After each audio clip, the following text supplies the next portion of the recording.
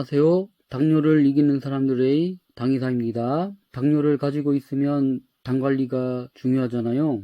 그래서 운동 또한 당을 낮추는데 도움이 되는 것 다들 알고 계시죠? 당을 낮추기 위해서는 운동을 언제 해야 좋을까요?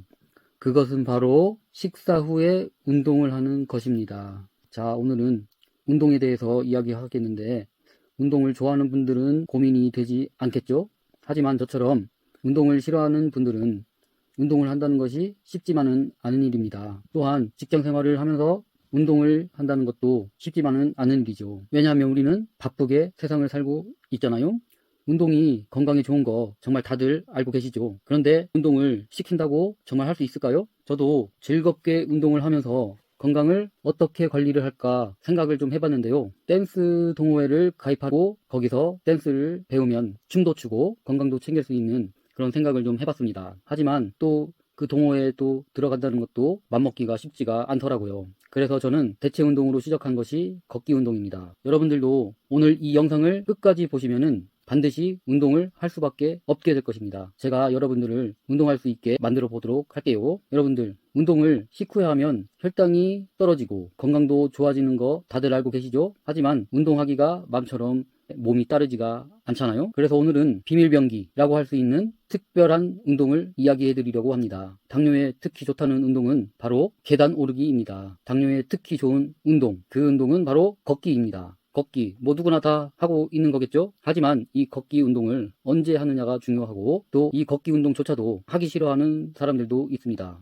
또한 운동은 힘들고 시간도 없다고 말하는 사람도 있는데 그건 다 핑계입니다. 우리는 할 수 있습니다. 그럼 바로 본론으로 들어갈게요. 당뇨가 있다면 지금부터는 허벅지 근육에 집중을 해야 하거든요. 허벅지 근육이 우리 몸에 있는 총 근육량이 절반 가까이를 차지하고 있다는 것 다들 들어보셨죠? 때문에 식사 후에 이 허벅지 근육을 많이 운동을 하면 그만큼 포도당이 근육에 흡수가 많이 되어 당이 오르지 않게 되는데요. 실제로 허벅지 근육은 섭취한 이 포도당의 70%를 사용한다고 합니다. 그러니 운동 꼭 해야겠죠? 연세대 보건대학원 연구팀이 성인 32만 명을 대상으로 허벅지 둘레와 당뇨병 유병률 관계를 분석을 했는데 허벅지 둘레가 두꺼울수록 당뇨병 위험이 낮다는 것을 확인했다고 합니다. 특히 남성은 허벅지 둘레가 60cm 이상인 사람은 허벅지 둘레가 43cm 미만인 사람보다 당뇨병 위험률이 4분의 1 정도밖에 안 된다고 하네요.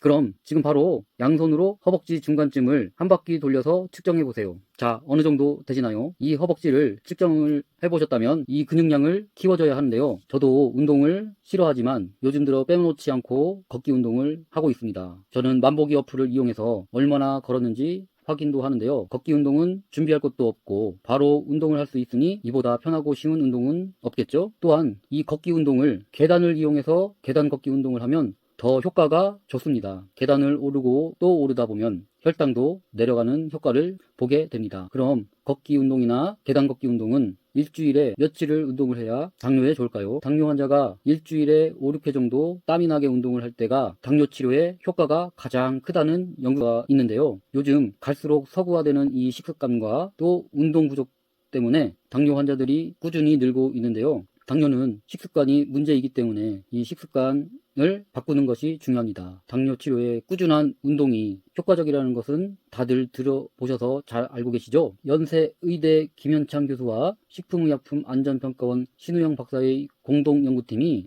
2002년부터 국가검진을 받은 50만 5천여 명을 2013년까지 이 빅데이터를 분석을 했는데요. 당뇨 환자 가운데서 일주일에 5, 6회 운동하는 당뇨 환자가 운동을 전혀 하지 않는 당뇨 환자보다 사망 위험이 33%나 낮게 나왔고 또한 일주일에 5, 6회 운동하는 당뇨 환자가 운동을 전혀 하지 않는 정상인보다도 사망 위험도가 낮게 나왔습니다. 이것은 그만큼 운동이 중요하다는 말이겠죠. 운동이 당뇨 환자는 물론 정상인 까지도 건강을 유지하는 데 필수적입니다. 또한 운동도 일주일 동안 쉬지 않고 계속 운동을 하는 것은 오히려 당뇨 환자들에게는 효과가 떨어진다고 합니다. 저같이 운동을 싫어하는 분들에게는 매일매일 안 해도 되니 조금이나마 위안이 되네요. 몸을 혹사시키지 않고 주기적인 운동을 하면 혈당 조절과 당뇨 합병증 예방에 도움을 주니 정말 10분이라도 걸어보시고 그러면서 시간을 차차 늘려나가는 방법으로 운동을 꼭 시작하는 겁니다. 당뇨는 생활 습관병이기 때문에 습관을 바꿔주는 것이 관건인데, 중요한 것은 식이요법과 몸을 많이 움직여 근육이 당을 소비하게 해주는 것이 중요합니다.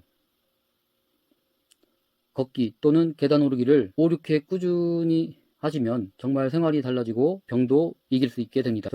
당뇨에 좋다는 운동들은 여러 가지 많이 있습니다. 그 중에 나에게 맞는 운동이 있을 것이고, 그 운동을 찾아 꾸준하게 운동을 하시면 당뇨 관리를 잘 할 수도 있습니다. 이렇게 식이요법과 건강한 운동을 병행하다 보면 약도 끊을 수 있고 정상 수치로 돌아온다니 안 하면 손해보겠죠? 특히 계단 오르기 운동은 일상생활에서 쉽게 실천할 수 있는 운동인데요. 당뇨를 가진 사람에게는 근력 운동과 유산소 운동 효과가 모두 있기 때문에 당을 낮추는데 가장 효과적인 운동 중 하나입니다. 계단을 오를 때 등과 몸통을 일직선으로 유지해야 관절에 무리가 덜 가는데요. 등은 활짝 펴고 어깨는 약간 뒤로 빼면서 복부를 당기는 자세를 유지를 해주시면 효과가 더 좋습니다. 머리와 목도 곧게 펴서 시선은 계단 앞쪽을 향하도록 하여서 오르면 되는데요. 이렇게 오르면 몸의 균형과 함께 좋은 자세로 계단을 오를 수 있습니다. 계단 오르기 운동을 통해 심폐기능도 좋아지고 유산소 운동이 되니 심혈관 질환의 이런 체력들을 향상시키고 또 순환기관의 건강을 개선하는 데도 많은 도움을 주는 것이 이 운동법입니다. 자, 그럼 지금 이 영상을 보고 바로 한번 계단을 올라 보자고요. 저도 당뇨를 극복하기 위해 매일매일 힘들면 또 쉬어가면서 움직이고 있습니다. 이 영상을 보시는 모든 사람들 정말 화이팅 했으면 좋겠습니다. 오늘도 당을 천천히 올리는 운동법을 알아보았는데요. 꼭 실천하셔서 당뇨 수치도 개선이 되고 건강한 생활을 유지하시길 바라겠습니다. 감사합니다. 저에게 연락을 하고 싶거나 제안을 하고 싶은 내용이 있는 분들은 고정 댓글을 클릭해 주세요.